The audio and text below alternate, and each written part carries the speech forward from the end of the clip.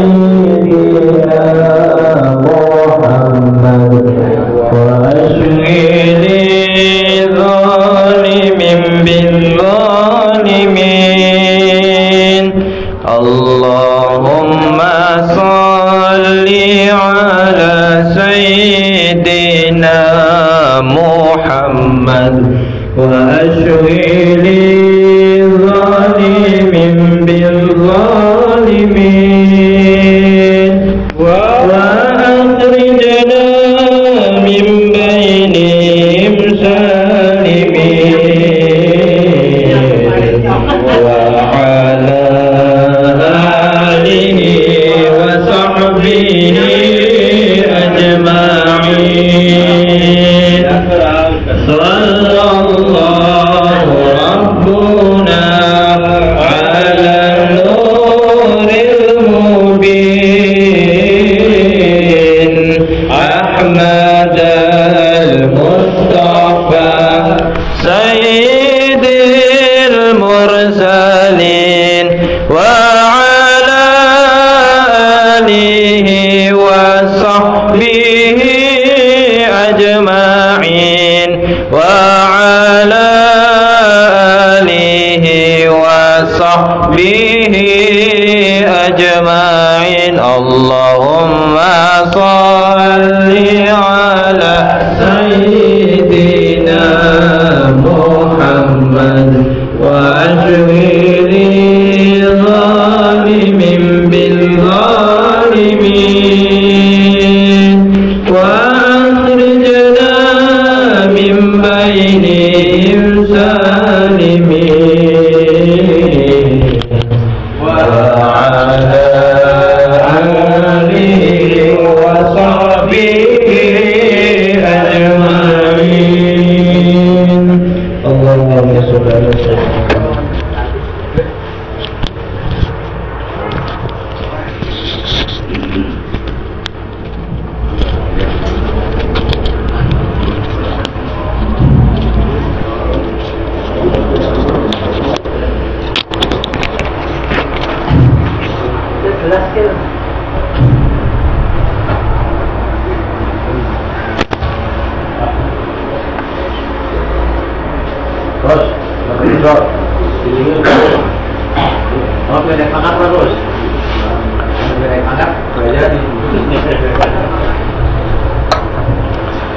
الفاتحة إلى حضرة المصطفى رسول الله صلى الله عليه وآله وصحبه وسلم شهر الله الفاتحة أعوذ بالله من الشيطان الرجيم بسم الله الرحمن الرحيم الحمد لله رب العالمين الرحمن الرحيم مالك يوم الدين إياك نعبد وإياك نستعين اهدنا الصراط المستقيم صراط الذين أنعمت عليهم غير المغضوب عليهم ولا الضالين آمين الفاتحة لجميع الفاتحة وصول صلى الله عليه وسلم في هذا الكتاب الإمام حجة الإسلام وبركة الإمام أبو حامد محمد بن محمد بن أحمد بن أحمد الغزالي رضي الله تعالى عنه والشيخ محمد بن عمر نبوي الجوز وصولهم وفرادهم ولا والدينا وجميع المسلمين ولا والدينا وجميع المسلمين والمسلمات والمؤمنين والمؤمنات الأحياء منهم والأموات شهد لهم الفاتحة أعوذ بالله من الشيطان الرجيم بسم الله الرحمن الرحيم الحمد لله رب العالمين الرحمن الرحيم مالك يوم الدين إياك نعبد وإياك نستعين اهدنا الصراط المستقيم صراط الذين أنعمت عليهم غير المغضوب عليهم ولا الضالين آمين Qala al-musannifu al-imam al-Ghazali radhiyallahu ta'ala anhu. Sebelumnya kita baca doa belajar.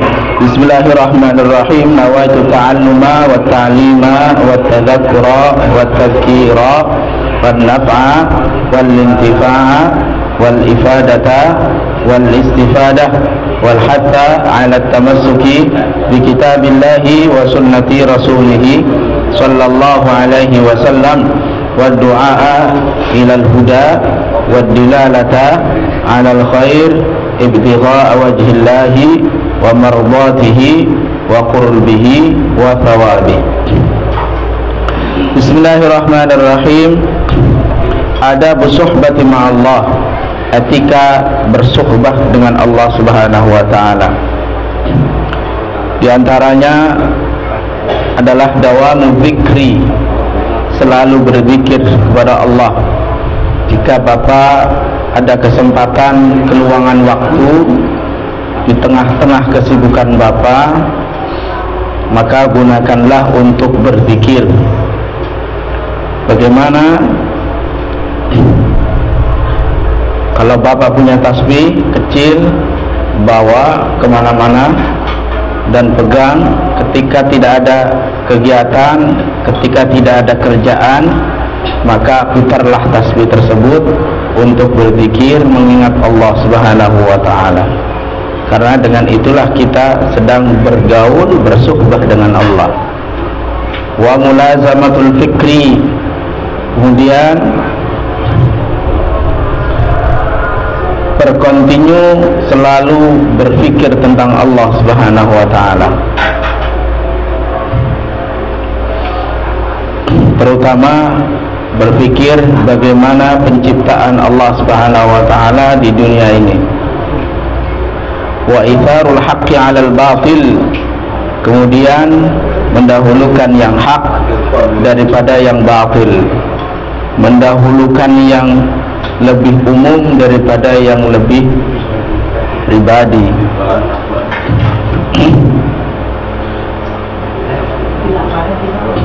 Mendahulukan yang lebih penting daripada yang penting.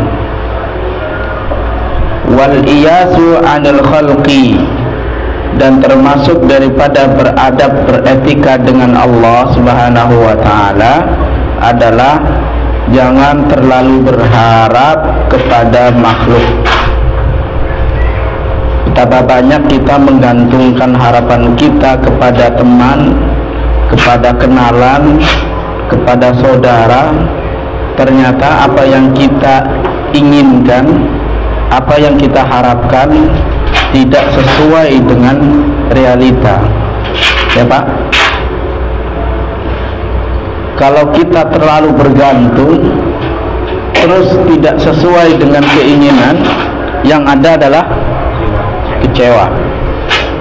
Maka itulah fungsi wal iyasu 'anil khalqi, ya, putuskan harapanmu dari makhluk, karena perintah Allah Subhanahu wa ta'ala kepada kita, fatawakkalu, bertawakallah kepada Allah. Supaya apa? Supaya kita hanya kepada Allah menyerahkan diri kita, urusan kita, perkara kita hanya kepada Allah Subhanahu wa ta'ala. Pernah nggak berpikir Bapak semuanya, ketika Bapak itu sudah tidak lagi, kayaknya orang itu nggak peduli sama Bapak, kayaknya sudah nggak peduli lagi dengan urusan-urusan Bapak, kayaknya orang-orang itu cemooh, orang-orang itu nggak peduli, orang-orang itu nggak care, seolah-olah Bapak itu dalam keseharian kehidupannya berjalan sendirian. Pernah nggak merasa demikian? Kayaknya nggak ada orang lagi yang mau perhatian sama saya, kayaknya nggak ada lagi orang yang mau peduli lagi sama saya. Ada nggak pernah berpikir kayak gitu nggak? Pernah ya? Lumrah ya. Kalau berpikirnya orang awam, ya, dia akan apa itu? Pertama adalah merajuk, ya, pertama merajuk, gitu banget ya. Dulu saya temani kamu, malah dia nggak mau nemenin saya ketika sedang susah, ya kan? Kenapa? Karena dia berharap lebih kepada jasa yang pernah dia keluarkan, yang dia berikan kepada orang lain.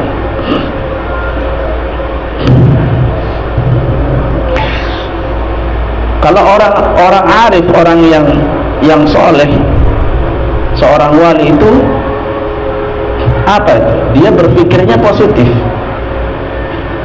bahkan meminta kalau jangan sampai pandangan orang, hati orang itu bertumpu kepada dirinya, nggak mau. Ketika orang-orang sudah tidak mau peduli, tidak mau perhatian, tidak mau membantu, tidak mau menyalurkan bantuannya kepada diri kita, kalau pandangannya orang arif itu adalah Allah sedang menginginkan diri kita agar kita dekat sama Dia, agar kita hanya dekat sama Allah, agar hati kita ini kosong dari makhluk, hanya diisi oleh Allah Subhanahu wa Ta'ala. Itu kalau orang yang wali itu seperti itu berpikirnya.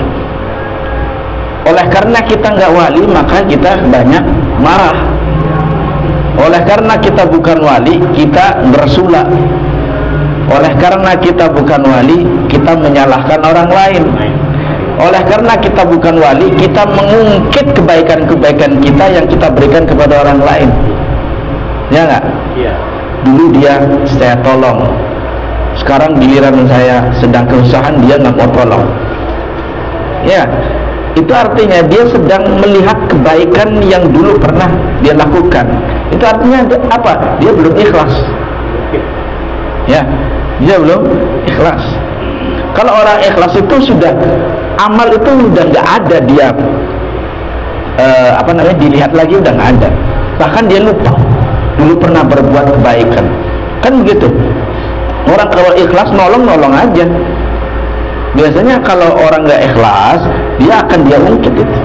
Bahkan ketika dia ada sesuatu, dia mengharapkan timbal balik. Nah, maka dari itu, seorang wali yang soleh, yang alim, yang arif billah, ketika orang sudah tidak lagi menghadap kepada dirinya, sudah kabur sama dia, udah malah dia senang. Kenapa? Karena hati ini adalah milik Allah. Hati ini diisi hanya dengan Allah, ya, bukan dengan pemberian orang, bukan dengan pujian orang. Nah, itu wali itu. Bahkan salah satu doanya Imam Abu Hasan Asy'adzili adalah, ya Allah, palingkan pandangan orang dari saya dan palingkan hati saya hanya kepadamu. Palingkan hati orang dari saya dan fokuskan hati saya hanya kepadamu. Malah nggak pengen, tetapi oleh karena ketulusannya, malah justru orang-orang yang seperti itu Allah kasih orang banyak berfokus kepada orang-orang yang saleh. Allah. Makanya saya termasuk orang yang silahkan Bapak semua ziarah kuburnya Bapak, dan itu dianjurkan karena kafabil mauti wa'idha, cukup sebagai penasehat yang baik adalah sebuah kematian. Dan ketika kita ziarah kubur, kita ingat kematian, bagus. Fazuruha, kata Rasulullah SAW, bagus. Tapi terkadang Bapak masuk akal nggak sih? Atau Bapak mencarinya hanya sesuatu yang memiliki khasiat aja? Jadi ketika seseorang alim yang dianggap alim, yang dianggap soleh, itu ketika masih hidup kita nggak tengok dia. Sedangkan kalau sudah mati, sudah meninggal, sudah wafat, baru ditengok kuburannya. Kan lucu sebenarnya. Apa yang didapat dari ketika kita ziarah kubur gitu? Kalau pengen banyak manfaat, banyak nasihat, ya kunjungi dia ketika masih hidup. Nanti baru dapat nasihat, dapat arahan, dapat bimbingan, kan begitu. Giliran sudah mati, kunjungin kuburannya. Kan lu cuma nyari apa? Ya, makanya kalau ada orang alim, jangan dibiarkan. Kunjungi rumahnya, dekati, gauli gitu. Mintai nasihatnya, mintai bimbingannya. Karena apa? Kalau sudah nggak ada orang tersebut, kita bingung mau nyari kepada siapa. Mau ziarah ke kuburan, kan nggak bisa seperti ketika hidup. Ya nggak Pak? Iya. Maka dekati Bapak, siapa sosok alim, sosok ulama yang soleh, yang dikagumi oleh Bapak, ya silahkan hadiahkan Al-Fatihah kepada ruhnya, ya. Jadi secara ruh Bapak Anda dengan orang alim tersebut yang dikirim Al-Fatihah itu nyambung satu ya, koneksi. Semoga dengan adanya koneksi yang terjalin baik antara ruh Bapak dengan ruh yang Bapak hadiahkan Al-Fatihah, secara ruh sudah baik, maka suatu saat saya yakin Bapak akan berjumpa dengan dia. Pasti itu. Tapi bagaimana Bapak mau jumpa sama orang yang Bapak kagumi tapi nggak pernah Al-Fatihah? Itu hebatnya Al-Fatihah. Sekarang ada ulama, bukan ulama tapi sosok pimpinan pondok pesantren, katanya nggak usah Al-Fatihah. Apa dikit-dikit Al-Fatihah? Ya, ada gitu, ada. Maka saya itu ya kunjungi, ziarahi, bersilaturahmi kepada orang alim, kepada orang soleh, karena kedekatan itu akan mewarisi akhlak, mewarisi hal positif. Beda sama Bapak ziarah kubur ya. Bapak duduk aja sama orang alim, orang soleh, udah Bapak sudah ketika itu Bapak terhindar dari maksiat ya. 5 menit, 15 menit udah, berarti Bapak sedang mengurangi waktu maksiat ya. Terlepas misalkan terlepas dari urusan-urusan duniawi, duduk aja udah, mau ngapain kan duduk aja udah, nggak perlu apa-apa, duduk aja, datangin. Mumpung masih sehat, mumpung masih ada waktu, mumpung masih bisa ketemu, mumpung masih hidup ya. Sekarang mau berkunjung, mau bersilaturahmi, menunggu waktu, giliran ada waktu dia ini yang mau dikunjungi sudah mati ya. Yang ada penyesalan.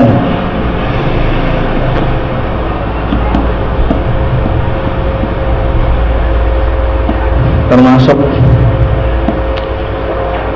berarti kapan itu terakhir saya sama guru saya itu? Lebaran enggak silaturahmi saya. Habis lebaran enggak sempat silaturahmi ya kan. Saya undur lagi. Terus pas bulan kemarin lagi itu ditelepon saya sama, ditelepon itu Ustaz Arif, itu ada salam dari Abah Yai. Oh iya, ini kita mau ke Cirebon, mau ikut nggak gitu, diajak kita. Nah itu saya pas kebetulan lagi ada sesuatu yang memang dikerjakan gitu, akhirnya saya nggak ikut ke Cirebon. Nah, itulah ajakan terakhir saya sama Mbah Yai itu, Pak Kiai. Itu nyeselnya sampai habis dari lebaran sampai kemarin sebelum Idul Adha meninggal, akhirnya saya nggak ketemu sudah meninggal.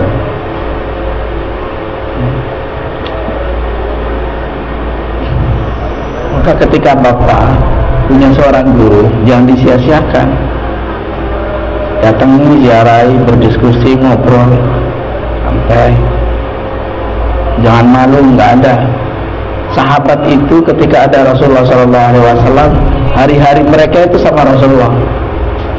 Hari-hari mereka sama Rasulullah. Mau ada urusan, nggak ada urusan, pokoknya hari-hari mereka sama Rasulullah.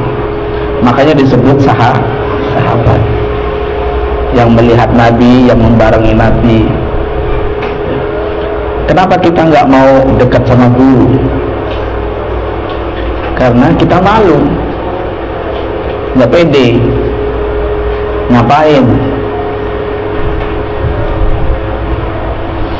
Ya kalau mau deket-deket aja, datang silaturahmi, alhamdulillah. Karena penyesalan itu datang ketika sesuatu terjadi, something happening.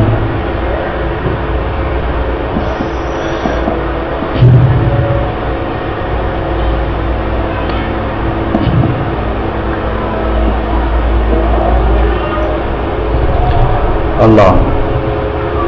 Wal iyas anil khalqi, putuskan harapanmu dari makhluk. Kita diperintahkan untuk tawakal, fatawakkalu 'ala Allah, bertawakallah kepada Allah. Banyak orang memberikan harapan-harapan kepada kita, janji-janji manis, ya kan? Kita tunggu janjinya berasa semua. Ya.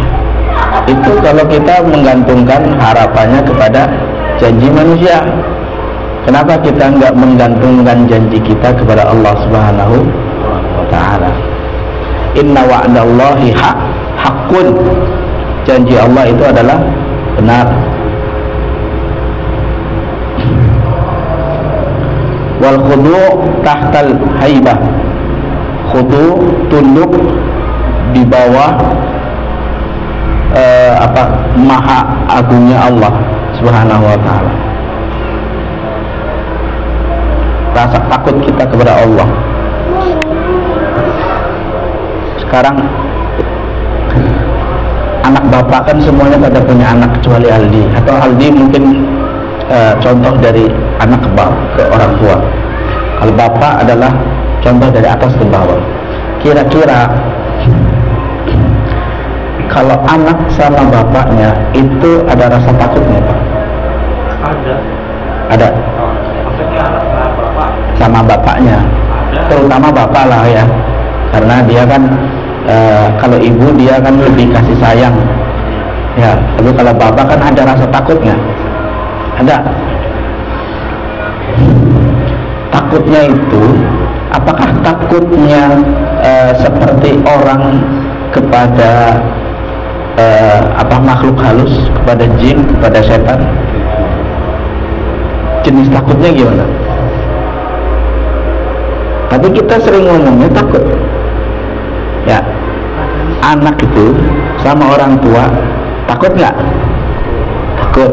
Apakah takutnya itu sama seperti takutnya seseorang kepada jin, kepada setan kalau melihatnya? Beda.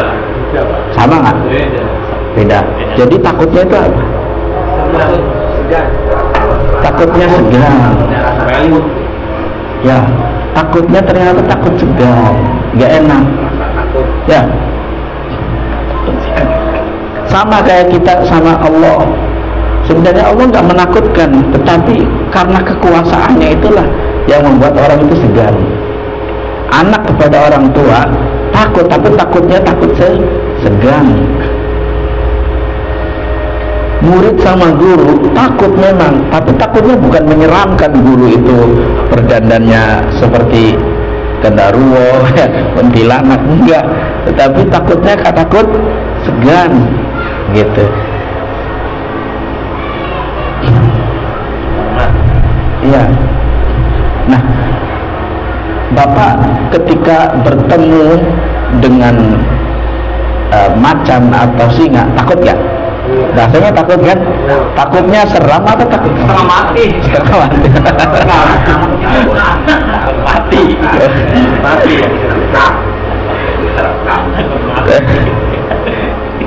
Udah habis sudah. Tapi kan takutnya nggak menyeramkan gitu ya, kayak jin gitu ya. Kenapa? Kenapa takut sama macan? Mau dimakan lah. Ya kan? Jangan. Karena kehaibahannya dia, kewibawaan, ya kan? Kewibawaan sang singa. Ya. Wibawa, lebih ke wibawa sebenarnya. Bapak takut nggak sama polisi? Kalau lagi salah di jalan, ya kan, itu diberi gitu. Takut nggak? Takut. Kenapa? Salah. Ya seperti itulah. Jadi takutnya itu beda. Karena dalam bahasa Arab itu ada dua takut. Ada takut yang namanya khauf, ya. Ada takut namanya haibah. Ada khauf, ada khasyah. Ya. Ada khauf, ada khasyah. Kalau khauf itu karena bahasanya itu karena dia ada kewibawaan. Kalau khosyah itu seperti menyeramkan. Khosyah itu menyeramkan.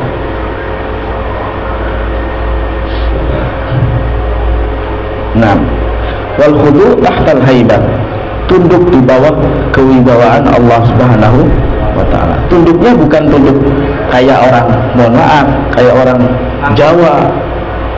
Ya, kalau bahasa orang di sini kan banyak sukunya orang Jawa, tunduknya di depan, di belakangnya kodokan, enggak kayak gitu. Tapi kalau tunduk aja, hati dan raga, jasad ini, anggota tubuh semuanya tunduk. Ya, bukan tunduk di depan orangnya, di belakangnya malah ngomongin. Nah, itu enggak total. Ya, ngakunya taat, di belakangnya maksiat.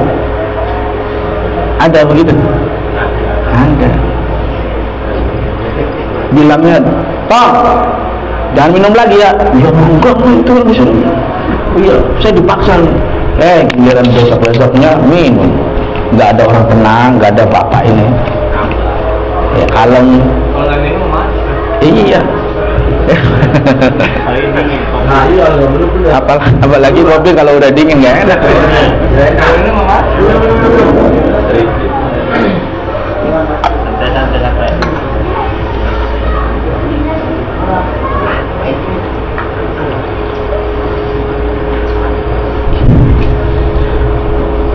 Maka khudu tahtal haibah itu diupayakan secara sempurna, ya Pak. Supaya sempurna. Jangan tunduk di depan, membangkang di belakang. Kan enggak. Bapak kalau kayak gitu sama anak ketahuan kayak gitu gimana, Pak? Kesel ya, Pak? Kesel. Orang dibilangin ngeyel, orang dibilangin susah, gitu. Bader gitu bahasanya, Pak. Maka ketundukan ini wal khudu tahtal haibah itu adalah totalitas. Wal inkisar tahtal haya, dan merasa inkisar, merasa terpukul, merasa hancur hatinya, tahtal haya, di bawah kemaluan. Kemaluan ini maksudnya malu di hadapan Allah Subhanahu wa ta'ala. Malu. Karena apa? Karena kita ibadahnya masih bolong-bolong, ya kan? Sudah 50 tahun masih sholatnya, ya kalau lagi ingat, semangatnya bisa dihitung sholatnya apa aja, ya kan? Subuh dijamin insya Allah lewat. Ya. Asar lagi di perjalanan.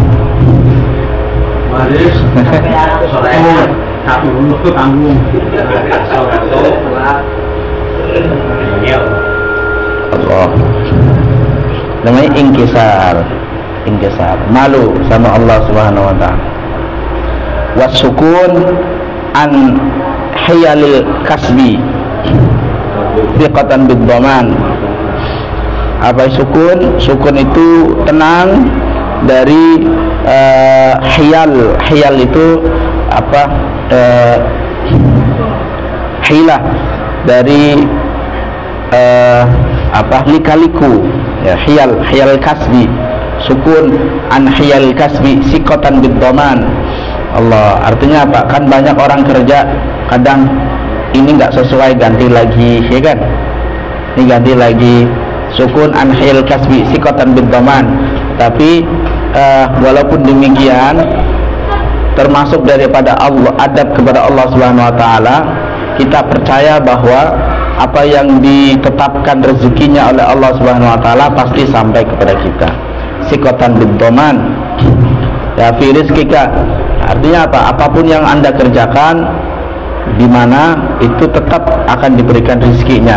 Wa ma min dabbatin fil ardi illa 'ala Allahi rizquha. Siapapun makhluknya yang ada di muka bumi, ya, itu pasti dapat rezekinya. Rezekinya yang min haitsu la yahtasib, yang akal itu enggak nalar. Banyak orang memberikan ilustrasi, ya, gambaran, bukan ilustrasi, kayak percontohan apa? Kayak cicak, ya kan? Cicak tuh. Akhirnya apa? Cicak di dinding, makanannya lah nyamuk. Nyamuknya mabur. Nah, kalau secara nalar memang enggak matching gitu. Yang satu berdiam nggak bisa terbang, yang satu terbang. Malah yang terbang jadi makannya. Kalau mau yang terbang itu yang memangsa, ya nggak? Kayak burung memangsa yang di bawah itu kan matching itu. Tapi ada juga kebalikannya, nggak kayak burung makan cacing, kayak makan tikus kan dari atas kelihatan burung elang, ya kan? Semua dilihat sama burung elang, tapi enggak, beda kisahnya sama cicak sama nyamuk. Ya, ternyata di sana itu ada rezeki yang memang di luar nalar, Pak. Ya, makanya kita itu jangan terlalu bahasanya terlalu logis lah, jadi manusia jangan terlalu logis. Polos. Kalau kita hitungannya masih 1 ditambah 1 2, 2 tambah 3 sama dengan 5, itu udah paten. Sudah paten. Tapi kalau kita coba dibalikkan logika pikiran kita, ada berapa 10 tambah berapa supaya dapat 10? Ya kan? Ada berapa 100 tambah berapa? Berapa tambah berapa supaya dapat 100? Banyak sekali jalannya. Rezeki itu seperti itu. Makanya kalau kita pikirannya 1 tambah 1, kayak orang nih, mohon maaf, maka orang kalau berpikirnya positif sama Allah Subhanahu wa taala, itu semuanya akan dibukakan rezekinya. Coba kita bekerja dari pagi sampai sore, dari jam 8 sampai jam 4. Berapa jam, Pak? 8 jam. 8 jam. Oke, 8 jam. Gaji 4,5 juta. Oke, 4,5 juta. Diambil 1,5 juta. Ya, buat anak. Sisa berapa? Berapa? 3 buat ibu di rumah 2 juta. Dipegang 1, belum buat jajan. Selesai. Kalau pikirannya begitu, selesai. Mumet dasar. Ternyata kita pikirannya nggak maju-maju, rezeki kita nggak jembar, karena rezekinya Allah itu kita hitung pakai matematika. Ya mohon maaf, saya bangun kayak gitu, bangun pesantren ya lagi bangun, kalau pakai logika saya nggak bisa. Itu saya punya duit berapa sih, ya kan? Ternyata buat kayak gitu aja udah 100 itu. Duit dari mana? Saya nggak megang duit, ya kan? Bila ta'ala ada rezeki, bila ada. Yang penting kita serahkan. Ya tadi tawakal ala Allah, positif thinking sama Allah Subhanahu wa taala. Kita nggak bisa positif thinking, kita nggak bisa tawakal, karena di sini kita banyak menggantungkan rezekinya kepada pekerjaan. Ya nggak? Kalau nggak kerja kita nggak dapat duit, itu masalahnya. Ya, ini tasawuf nih. Kalau nggak ada kerja nggak dapat duit. Orang yang sakit aja bisa makan dapat buah-buahan, padahal dia di rumah sakit itu. Itulah dewasakan. Bapak udah usia 50-40 tapi cara berpikirnya kurang dewasa. Supaya hati kita itu lebih banyak menerima dan tawakal kepada apa yang Allah berikan. Ternyata gimana caranya? Kita coba flashback, muhasabah lagi kepada berapa banyak kejutan-kejutan Allah Subhanahu wa taala yang Allah sudah berikan kepada hidup kita. Ya. Kalau sekarang ya kita mumet. Ya. Tapi kalau kita bergerak, insya Allah al-harakah barakah. Sekali lagi al-harakah barakah. Nah, gerak baru. Contoh nih, ya datang aja ke rumah orang, ya kan, silaturahmi, insya Allah dapat minum. Contoh, jadi paling nggak dapat teh, syukur-syukur dapat kopi yang tadinya 3.000, ini gratis. Kalau ya masalahnya dia mau gerak tuh, ya kan, diam aja ya di rumahnya. Nggak dapat kopi. Coba kalau datang ke musola, dapat kopi di gratis nih.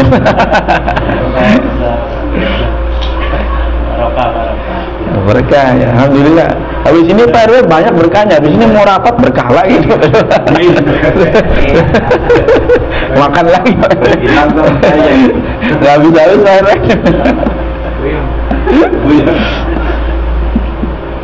Nah, dan yang terakhir, wat tawakkul ala fadlillahi ta'ala, bertawakal atas apa yang Allah, fadl yang Allah berikan, ma'rifatan bihusnil ikhtiyar, dengan mengetahui ikhtiar yang baik ya.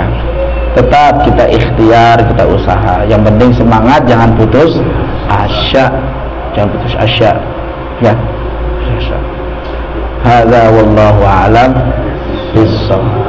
Semoga bisa bermanfaat untuk kehidupan kita lebih positif lagi ya, lebih positif, lebih semangat kerjanya, jangan setengah-setengah ya kan. Terus al harokah barakah ya kan teh, harokah barakah, harokah barakah. Hadza wallahu a'lam bissawab.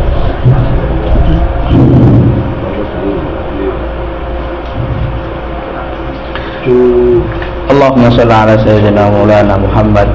Alhamdulillah rabbil alamin, hamdan yafi na'amul kafi mazidah. Ya Rabbana lakal hamdu kama yanbaghi li jalali wajhika wa 'azimi sultanik.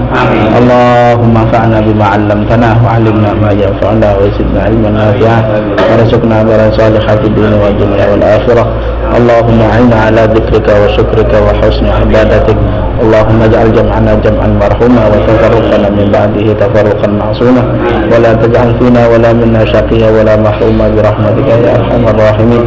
Wa sallallahu ala sayyidina Muhammad wa ala alihi wa sahbihi wa sallam. Walhamdulillahi rabbil alamin bil qabul bi sirril Fatihah. A'udzu billahi minasyaitonir rajim. Bismillahirrahmanirrahim. Iyyaka na'budu wa iyyaka nasta'in. Ihdinas siratal mustaqim. Shiratal ghairil maghdubi 'alaihim waladdallin. Subhana rabbika rabbil izzati amma yasifun wa salamun alal mursalin walhamdulillahi rabbil alamin.